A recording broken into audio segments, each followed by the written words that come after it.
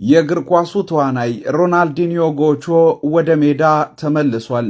የእግር ኳሱ ዓለም ዓይንና ቀልብ አሜሪካን ላይ አተኩሮ ሳለ ኳስን በሱ ልክ የተንከባከባት የለም የተባለለት ጥበበኛው ሮናልዲኒዮ ጎቾ ወደ ጣሊያን ተመልሶ በሴሪሲ ለሚሳተፈው ራቬና ክለብ ለመፈረም ተስማምቷል። በእግር ኳስ ታሪክ ከታዩ አዝናኝ ባለ ክህሎቶች መካከል ስሙ የሚጠቀሰው ሮናልዲኒዮ ጫማ ከሰቀለ 11 ዓመታት አልፈውታል።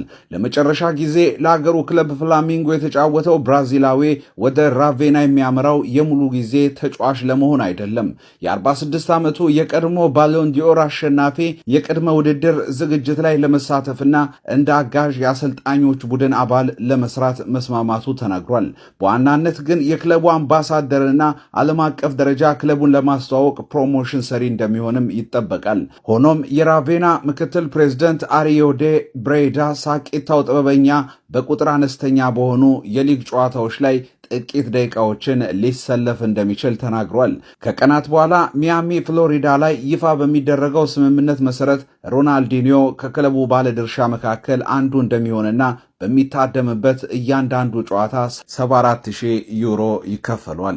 የቀድሞ የፒኤስጂ፣ ባርሴሎና፣ ሚላን እንዲሁም ሌሎች ክለብ ተጫዋች የነበረው ሮናልዲኒዮ ጎቾ ጫማ ከሰቀለ በኋላ በሐሰተኛ ፓስፖርት ወደ ፓራጓይ ሊሻገር ሲል ተይዞ መታሰርን ጨምሮ በውጣ ውረድ የተሞሉ 11 ዓመታትን አሳልፏል።